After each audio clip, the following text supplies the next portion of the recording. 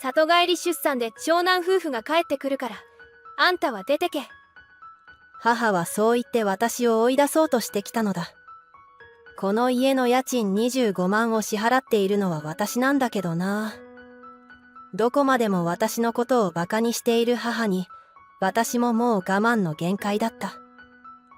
これでやっと厄介払いができるね。引っ越し業者が到着すると、母がニヤニヤ笑いながらそう言った。だが次々と荷物が運ばれる様子を見て、母の顔はどんどん青ざめていった。ちょっと。どうして全部持っていくのよ。だって全部私の私物だからね。私の名前はゆか、35歳の会社員だ。私は毎日仕事に明け暮れていたので、未だに独身だ。そして現在は実家で両親と暮らしている。ちょっと、ゆか。あんた、いつまで寝てるの？早くお父さんの世話をしてちょうだい。そう言って私を叩き起こしてくる母。私が実家にいる理由は、父の介護をするためだ。今日も朝5時に母に起こされた。ゆか、すまない。いいんだよ。お父さんは悪くないんだから。父は車椅子生活をしており、トイレに一人で行くことができない。そのため母は私を起こして、私に父の世話をさせるのだ。私は仕事をしていて毎日疲れているのに、専業主婦である母はそんなことをお構いなしだ。母は私のことをいつも存在に扱う。それは昔からのことだった。私はあんたを産む予定なんてなかったんだよ。長男のアキラだけで十分だったんだ。私は子供の頃によく母にそんなことを言われていた。母は後継となる男の子さえ生まれればいいという古い考えの持ち主だった。それはどうやら祖父に植え付けられた価値観のようだ。実際、母方の祖父母の家に行った時も、私は祖父から可愛がられなかった。祖母がゆか、お菓子をあげるわね、と言った時に、祖父はもったいない。全部アキラにあげろ。と言って、祖母が私にくれようとしたお菓子を取り上げた。そして兄に全部あげてしまったのだ。私はまだその頃幼かったので、目の前の出来事に驚いて泣いてしまった。すると母がこちらにやってきて、うるさい。ビービー泣くんじゃないよ。と私をさらに叱った。祖母が必死で私をなだめてくれたが、この時私は母と祖父から大事にされていないということを子供ながらにはっきりと自覚した。そして二人とも兄のことばかり大事にしていた。この世界は決して平等じゃない。そんなことを私は母と母方の祖父を通して実感したのだった。それでも救いだったのは、私の父と父方の祖父母が私に優しかったことだ。父は私と兄で差をつけることなく、平等に接してくれた。母が兄ばかり優遇しようとするのを止めてくれた。おい、なんでゆかの晩ご飯がアキラより少ないんだ。あら。私間違ったみたいね。母は例えば唐揚げなどを作った時に、兄に8個、私に3個みたいな感じで差をつけていた。父が残業がなくて早く帰ってきて、一緒に食事をするときはそうやって父が注意してくれるのだが、残業で帰りが遅くなり、私と母と兄の3人で晩ご飯を食べるときは、必ず私の量を減らして兄の分を多くしていた。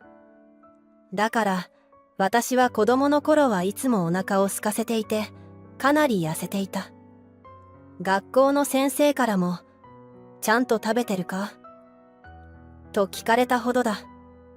だが母は私のことなどどうでもいいようで、三者面談とかで先生に何を言われても、うちはちゃんと子供たちに教育してるので、と言って聞く耳を持たなかった。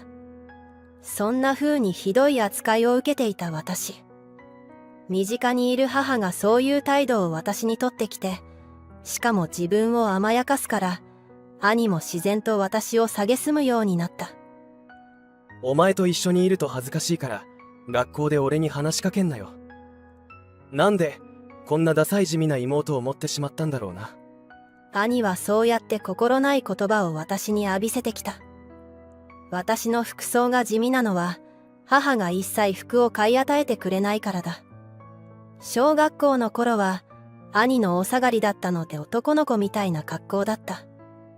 スカートなんて履かせてもらえたこともない。中学に上がってから、やっとスカートをもらえたと思ったら、母のお下がりで変にババ臭い雰囲気のものだった。だから私が子供の頃に着ていた服は、本当にダサかったと思う。高校生になってからは、そんな私のために母方の祖母が服をこっそり買い与えてくれたので、友達と遊びに行く時とかはその服を着ていた。だけど、絶対に母にバレないようにしたかったので、自分でコインランドリーに行って服を洗い、ダンスの引き出しの一番底のところにいつもしまっていた。そんなことまでしないといけない状況が、私は本当に辛かった。だから私は絶対に自立した時に成功してやろうと心に決めていた。そのために勉強だけはひたすら頑張った。学校の成績はいつもトップクラスで、そして高校受験も頑張り、レベルの高い高校に進学。私に興味のない母は何にも褒めてくれなかったが、父はすごいな。よく頑張ったな。と言って私を褒めてくれた。父がいたから私は腐らずに頑張れたと思う。それから私は高校でも勉強を頑張り、レベルの高い国公立大学も目指せるほどの学力になっていた。だが高校3年生の時、もちろん大学受験を考えていたのだが、母がこんなことを言い出した。あんたまさか大学に行こうとか思ってるんじゃないでしょうね。そのつもりだけど。ふざけんじゃないよ。アキラに大学を通わせてるんだから、あんたに割く学費なんてないんだからね。そんな。私、一生懸命に勉強を頑張ってきたのに。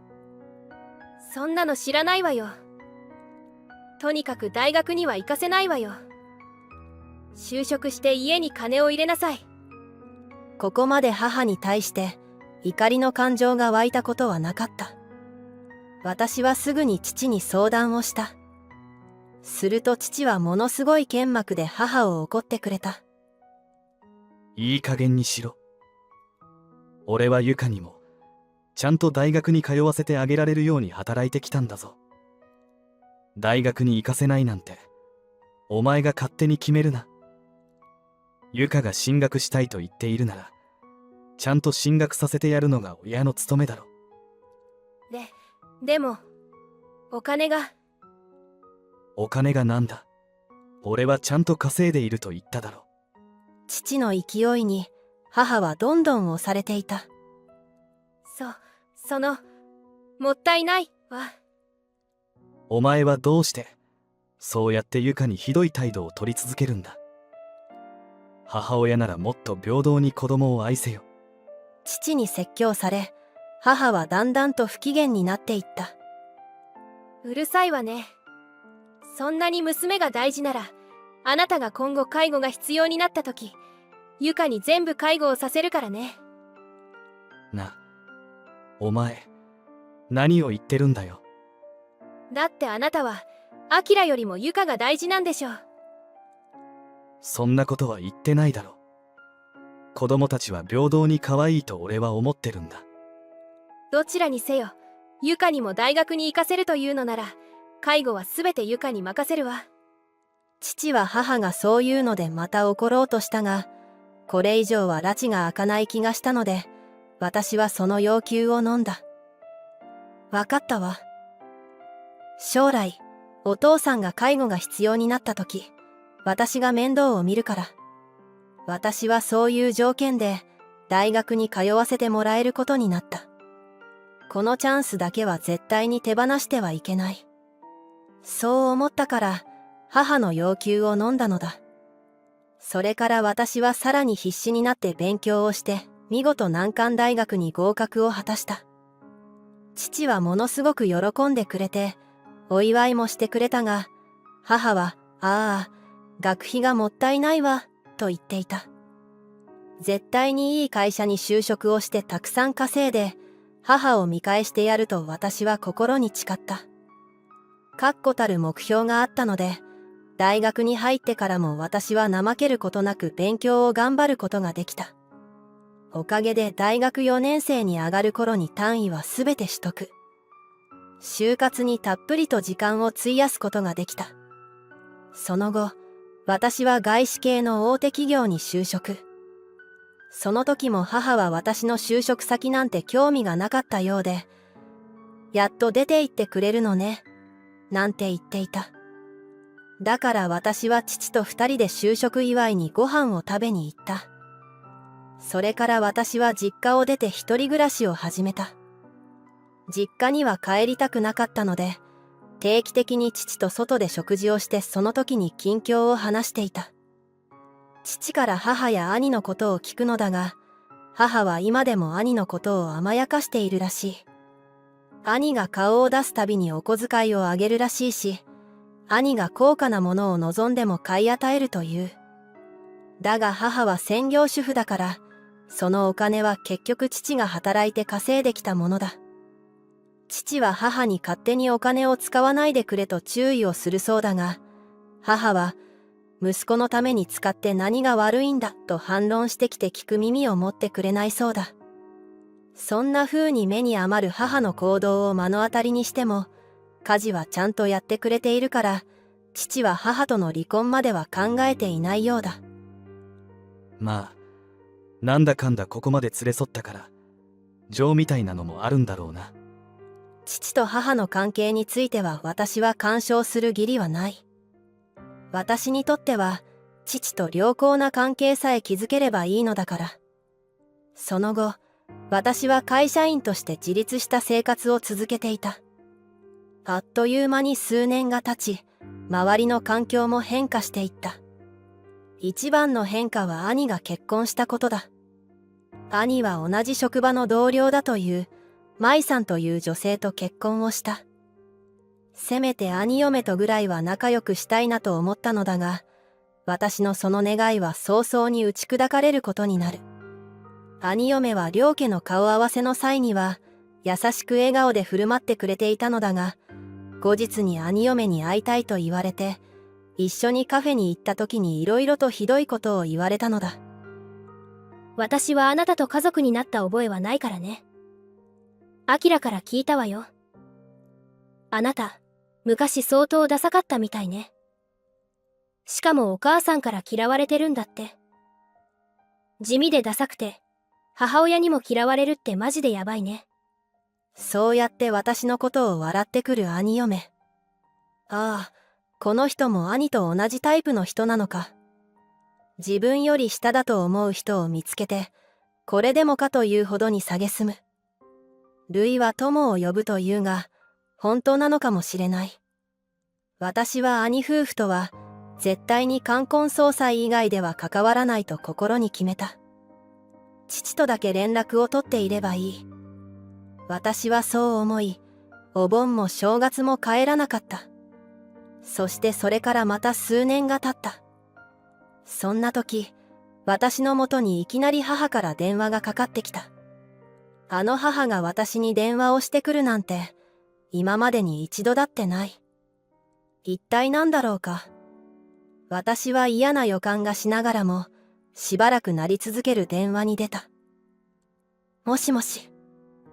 出るのが遅い。母はいきなりそのように怒鳴ってきた。久しぶりに会話をしたというのに相変わらずだ。一体何の用？お父さんが足を悪くして介護が必要になったわ。え、お父さんが。だから約束通り家に来て介護をしてちょうだい。え、あんた忘れたとは言わせないわよ。お父さんが介護が必要な状態になったらあんたが介護をするっていう約束だったでしょ。忘れてないよ。じゃあさっさと来てちょうだい。明日退院して家に戻ってくるから。明日。本当にいつも母はこちらの都合を考えずに自分勝手すぎる。私はせっかくの休日だったのに慌てて荷物をまとめた。そして翌日に実家へと向かった。久しぶりに実家に行った私はびっくりしてしまった。なんと家がフルリフォームされていたのだ。外観も変わっていたから私は最初住所を間違えたのかと思った。私がピンポンを押すと母が出てきた。お母さん、久しぶり。荷物置いてさっさと介護を始めて。母は私に挨拶もせずにそう言って居間に戻っていった。私はため息をつきながら荷物を指定された部屋に置いた。そこはもともとゲストルームとして用意していた部屋だそうだ。後で父の部屋に行っていろいろと話を聞いたのだが、父がどれだけ食い下がっても母がもう私の部屋はいらないと言ってリフォームの際に勝手に間取りを変えてしまったらしい。いろいろとごめんな。そもそも介護なんてしたくないだろ。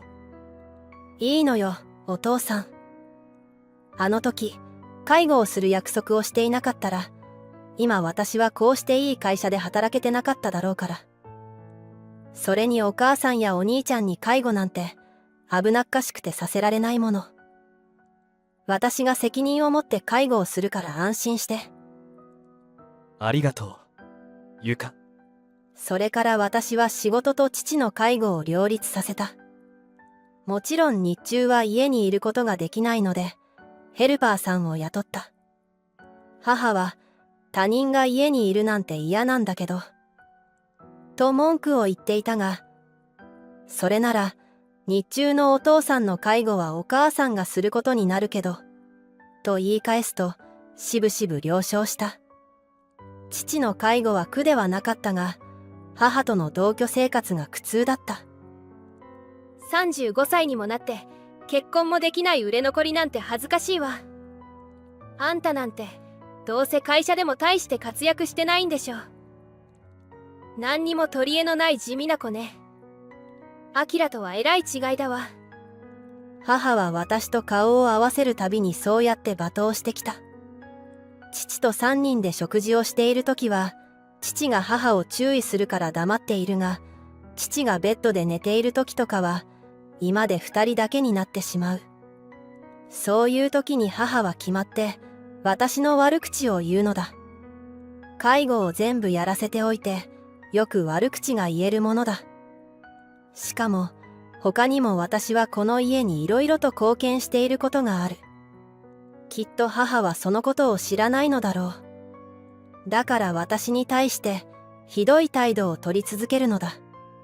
そうして実家での同居生活を過ごして早1年が経った。1年も経つと私も父の介護にだいぶ慣れていた。だが母からのいびりというか悪口も相変わらず続いていて少しうんざりしていた。よくもまあ自分で産んだ子にそこまでしつこく悪口を言い続けられるものだ。そしてそんな中ある日母はとんでもないことを言い出した。里帰り出産で長男夫婦が帰ってくるからあんたは出てけ。母はそう言って私を追い出そうとしてきたのだ。ちょっと待ってよ。お父さんの介護だってあるんだよ。っていうかそのために私をこの家に呼んだのに出て行けってひどすぎない？私がそう言っても母は聞く耳を持たなかった。お父さんは施設に入ってもらうことにするわ。あんたがいたら長男嫁が落ち着いて出産できないんだよ。あんたは私たちの邪魔者なの。さっさと出て行け。この家の家賃25万を支払っているのは私なんだけどな。実はこの家をフルリフォームしたのは私が実家にやってくる1年ほど前のことだったらしく、リフォームにかかったローンを父は支払っていたらしい。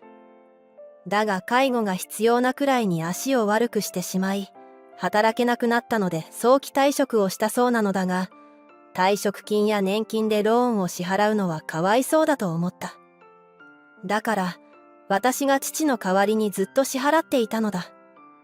だがここまで母にいろいろと言われては何もかもどうでもよくなる。どこまでも私のことをバカにしている母に私ももう我慢の限界だった。私は出ていくことを了承してすぐに不動産屋に行った。そこで手頃な賃貸マンションを借りて引っ越しを決めた。翌日には引っ越し業者に連絡をして数日後に来てもらうことに。そして引っ越しをする日がやってきた。これでやっと厄介払いができるね。引っ越し業者が到着すると母がニヤニヤ笑いながらそう言った。何度も言うが自分から呼んでおいて厄介払いとは一体どういう意味だろうか。とにかく私のことを罵倒したくて仕方ないのだな。私は母のことは気にせずに業者の人に指示を出した。大した荷物もないのに業者を呼ぶなんて頭が悪いのね。お金の使い方が下手だわ。そう言ってニヤニヤと笑う母。だが次々と荷物が運ばれる様子を見て母の顔はどんどん青ざめていった。ちょっと。どうして全部持っていくのよ。業者が居間にある家具や家電を片っ端から運んでいったので母はとても慌てていた。だって全部私の私物だからね。この1年の間に私は古くなった家具や家電を買い替えていた。それは母が私のために料理や掃除をしてくれなかったので最新の家電で家事を時短できるようにしていたからだ。家具については父がだいぶボロくなった家具を変えたいと言っていたので私がお金を出して買い替えてあげた。嘘でしょ。お父さんの退職金と年金で買ったんじゃないの？私の給料で全て買ったわよ。どうしてあんたにそんなお金があるのよ。お母さん、私に興味がないから知らなかったんだろうけど、私っていう会社の本社で課長をしてるのよ。あの大手会社の。だからお兄ちゃんなんかよりも給料は上だからね。それに家賃のようにかかっていた毎月25万のローンも私が払ってたんだよ。お母さん、そのこと知らなかったでしょ。そんな。母はまさかの事実を知って絶句していた。そして引っ越し業者の人が手際よく荷物を運んでいったので、すぐに家の中はすっからかんになった。じゃあ、私とお父さんも出ていくね。お父さんも。お前が今までユカに対してひどい態度をとってきたことを俺は許していないんだ。そこへ来てのこの仕打ちだからな。もうお前にはついていけん。私は施設には入らない。ユカとバリアフリーのマンションで一緒に住むことにした。お前とは離婚をする。離婚？それに伴いこの家も売るからな。そんな。待ってよ。私あなたの年金や退職金で老後を過ごそうと思ったのに、住む場所まで奪われてどうすればいいの？それならアキラにでもすがればいいだろう。そんな。じゃあねお母さん、もう会うことはないから。母は空っぽの家の中で膝から崩れ落ちていた。それを横目に私は父を車に乗せて実家を出た。それから数時間後、兄から電話が来た。おい、どういうことだよ。なんで家のものが何もないんだよ。しかもこの家を売るってどういうことだよ。俺たちはここに引っ越してくるつもりで部屋を解約してきたんだぞ。いきなりとんでもない発言をしてくる兄。あれ？里帰り出産だって聞いてたけど。そう言ってなし崩し的に実家に移り住む予定だったのね。でも思い通りにならなくて残念ね。家族仲良く新しい部屋でも探せば。ちなみに私はお兄ちゃんよりも年収が高いから、高級マンションで快適な生活を送れているわ。な。それじゃあ、頑張ってね。おい。私はそう言って電話を切った。それから兄と母の番号を着信拒否にした。風の噂で、母と兄夫婦は慌てて賃貸マンションの部屋を借りたらしい。だが、こんなことになったのは、母さんのせいだ。とか、あんたたちが部屋を解約して、引っ越してくるつもりだったなんて知らない。などと毎日喧嘩が絶えないらしく、ノイローゼになった兄嫁は逃げるようにして、兄と離婚して実家に帰ったそう。現在は兄と母の二人で暮らしているそうだが、今までのことが嘘のようにいがみ合っていて、毎日怒鳴り声が聞こえてきて近隣の迷惑になっているらしい。一方、私は父と広い部屋で快適に過ごしている。バリアフリーになったことで、父は車椅子でも動きやすくなり、私が仕事で帰ってくるまでに簡単な調理などを済ませてくれていて本当に助かる。これからも私は父のことを大事にしながら仕事を頑張っていこうと思う。ちょっと、なんで私が障害者の面倒を見て、あんたがタワマンなの。不公平よ。家を交換してちょうだい。顔を真っ赤にして叫ぶ彼女に、私はある事実を教えてあげた。今兄もここにいますけど、一気に顔面蒼白になる兄嫁。すると私の兄が、今の方からゆっくりとこちらに近づいてきた。私の名前はのぞみ、28歳の在宅ワーカーだ。私は現在実家にて、両親と一緒に住んでいる。大学を卒業してから、就職を機に一回家を出て、一人暮らしをしていたのだが、母が2年前に足腰を悪くしてしまい、介護が必要な状態になってから、私は実家に戻って母のサポートをしていた。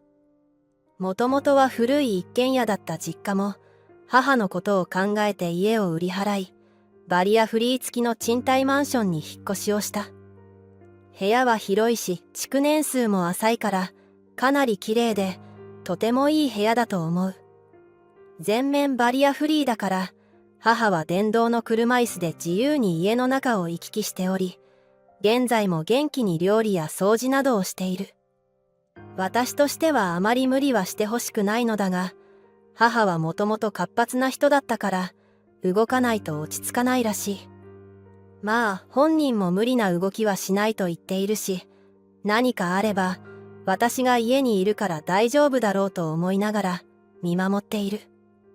両親と再び一緒に暮らすようになってからは、とても平和で穏やかな時間が過ぎていた。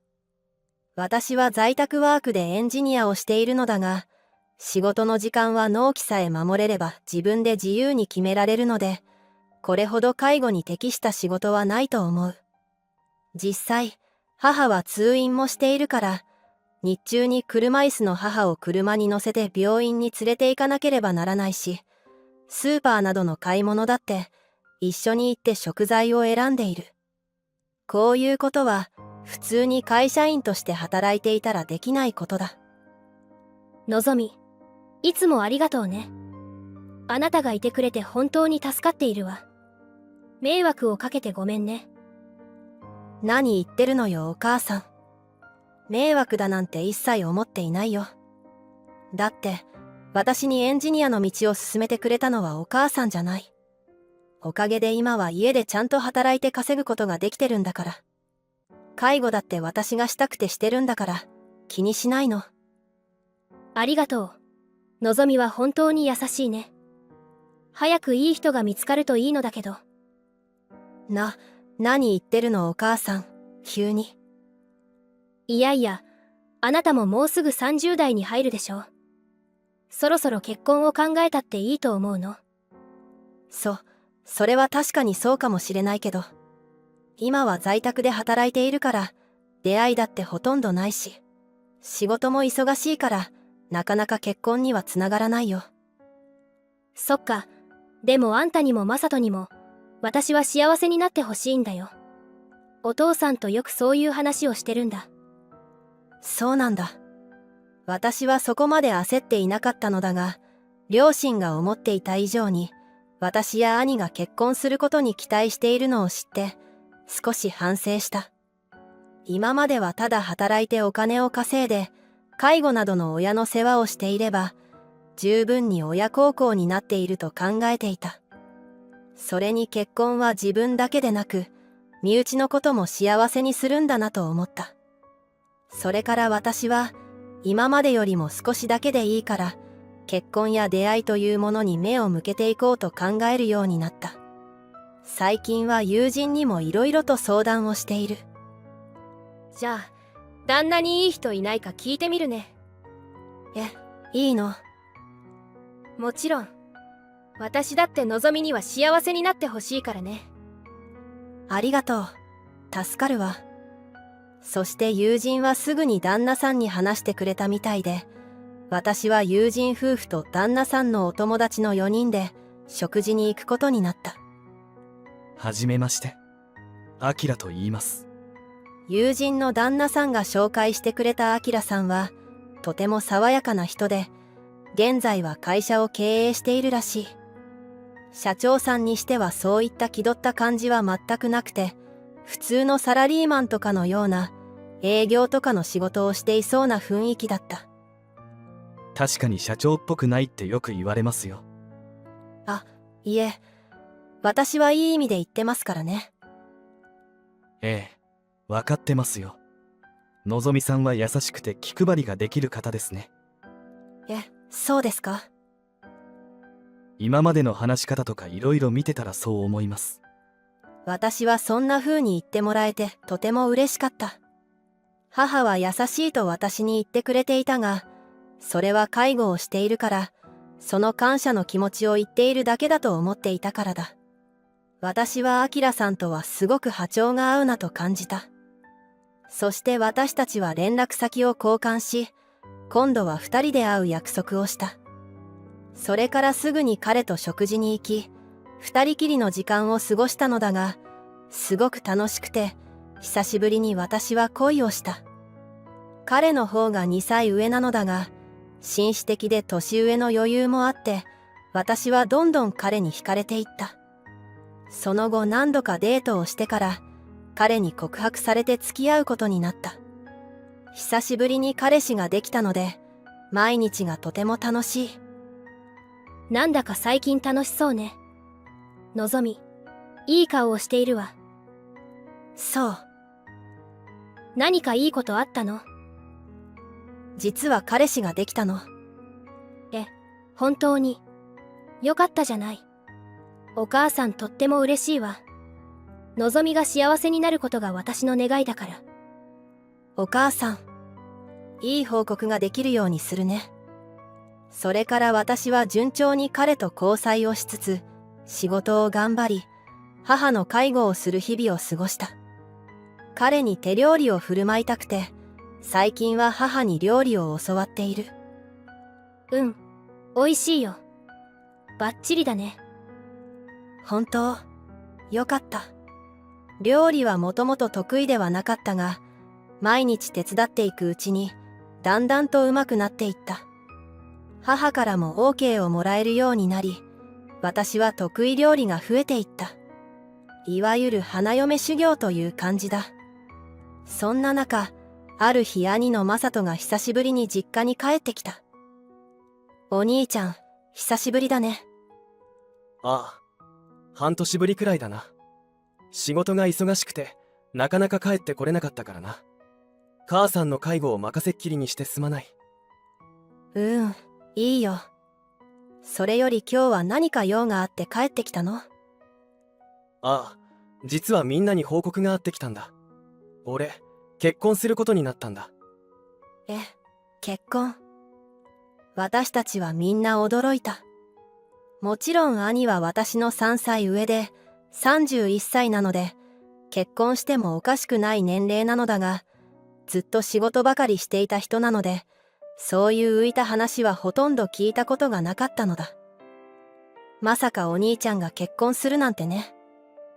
いやいや、どういう意味だよ。とりあえず今度婚約者を連れてくるから。楽しみにしてるわね。ちょっと緊張するな。母も父もとても嬉しそうにしていた。私も兄が結婚すると聞いてとても嬉しい。それから2週間ほどが経ち、兄が婚約者を連れてやってきた。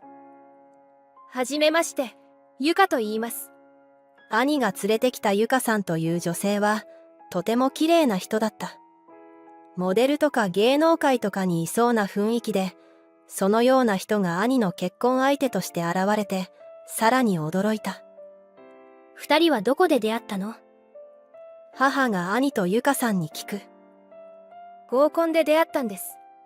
マサトさんの優しい雰囲気と仕事に一生懸命なところに惹かれて、私の方からアプローチをしました。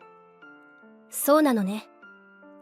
俺たちは付き合い始めて半年ほどなんだけど、すごく相性が良くて、それで結婚しようって話になったんだ。まだ半年なのね。私たちは随分と早い交際期間での結婚だなと思った。だが二人はとても仲が良さそうにしているし、幸せそうだったので、結婚しても大丈夫だろう。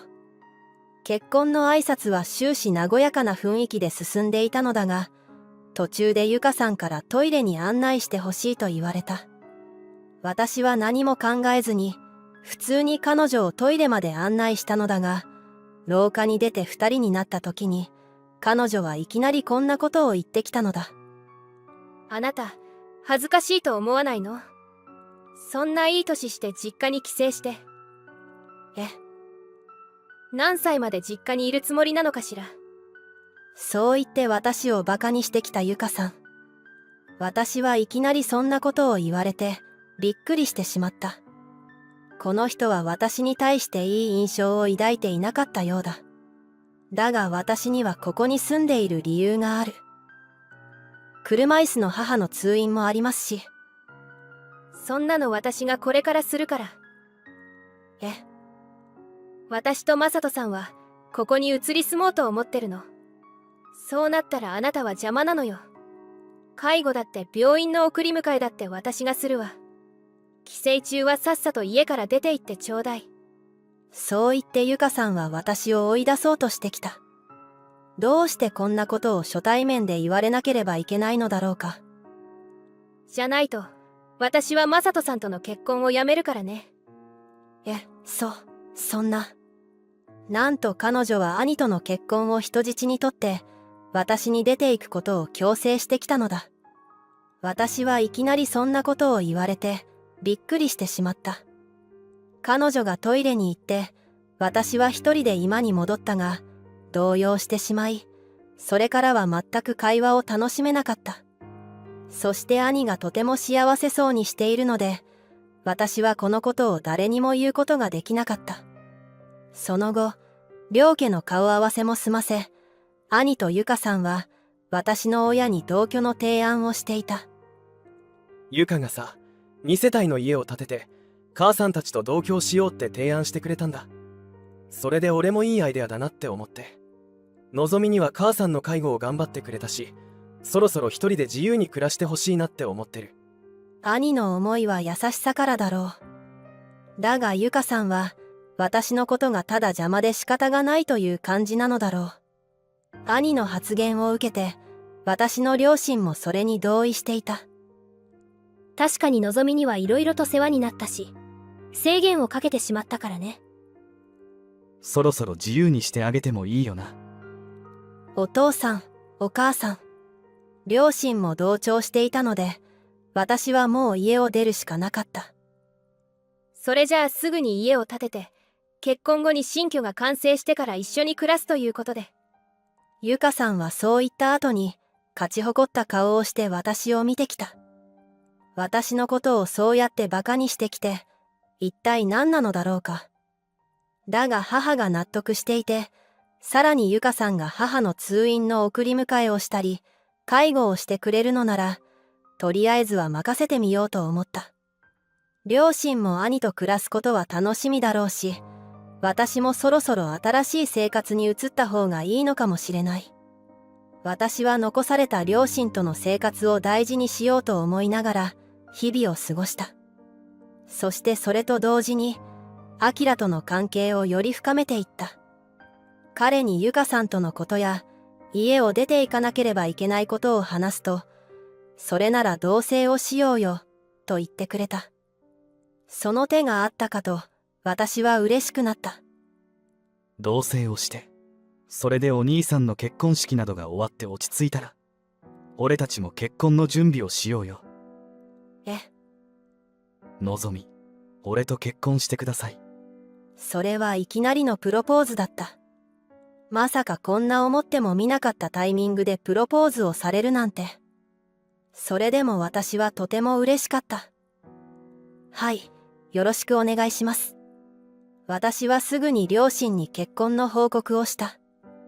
両親は目を見開いて驚いていた。子供たちが一気に結婚するなんて嬉しいね。本当にめでたいな。それからすぐに親にアキラを会わせて、そして両家の顔合わせもした。まだ兄とユカさんは婚約中の状態だったので、顔合わせには兄だけ参加してもらうことに。そして兄が結婚式を終えてから、私とアキラも結婚式を挙げることで、話はまとまった。その後、兄とユカさんは結婚式を挙げ、家も無事に完成し、同居を始めた。新築なだけあって、家は立派だった。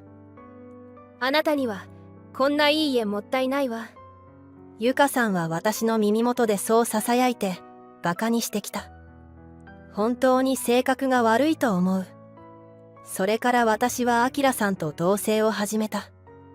新しい部屋はとても快適で、その上で大好きな彼と一緒に過ごせるのが嬉しかった。それから結婚式までの間、私は在宅でいつものように仕事をしながら平和な日々を過ごしていたのだが、いきなり兄嫁から電話がかかってきた。もしもし、のぞみさん元気にしてる？家を追い出された後はボロアパートにでも住んでるのかしら？それは私をバカにするための電話だった。いちいち絡んできて本当に迷惑だ。そして私も彼女には言いたいことがあった。ユカさん、あなたちゃんと母の介護をしてくれてますか？よく家を空けてしまうことが多い上に、母の通院の日なのに、自分の用事を優先してるそうですね。何回か母はタクシーを呼んで、申し訳ない思いをしたって連絡が来てましたよ。うるさいわね。私はちゃんと介護をしてるわ。あんたに文句を言われる筋合いなんてないのよ。そうですか。でもあんまり私のこと舐めてると痛い目見ますよ。ただの貧乏人が偉そうに。悔しかったら私たちが住んでいる家くらい立派なのを建てたら。そう言って私にマウントを取ってくる兄嫁。私は相手をするのも面倒くさいと思い、適当に話を切り上げて電話を切った。だが私には気になることがあった。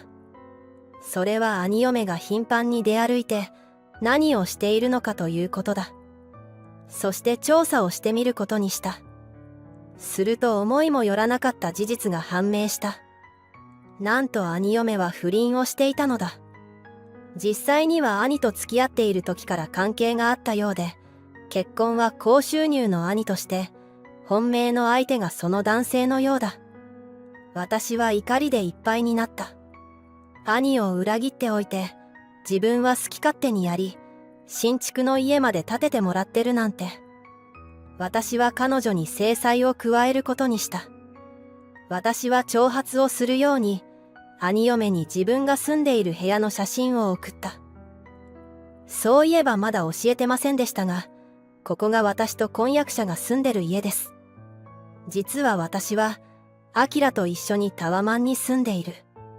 一度住んでみたかったのもあって、とりあえず賃貸で借りて住んでみているのだ。兄嫁に写真を送ると、既読がついたと同時に、住所を教えて、と返事が来た。挑発は効果的だったようだ。私が住所を送ると、すぐに兄嫁は家にやってきた。ちょっと、なんで私が障害者の面倒を見て、あんたがタワマンなの。不公平よ。不公平も何も、私は婚約者と家賃を折半して支払ってますから、ちゃんと自分の力でここに住んでますよ。っていうか、母の世話のことを、障害者の面倒だなんて言い方するのやめてくれませんか？うるさいわね。私は新築の一軒家を手に入れられるなら仕方ないと思って嫌な介護を受け入れたのよ。本当なら老いぼれババアなんてどうでもいいんだから。っていうかあんたみたいな地味なやつがこんなセレブのような家に住んでんじゃないわよ。家を交換してちょうだい。ものすごい剣幕で怒る兄嫁。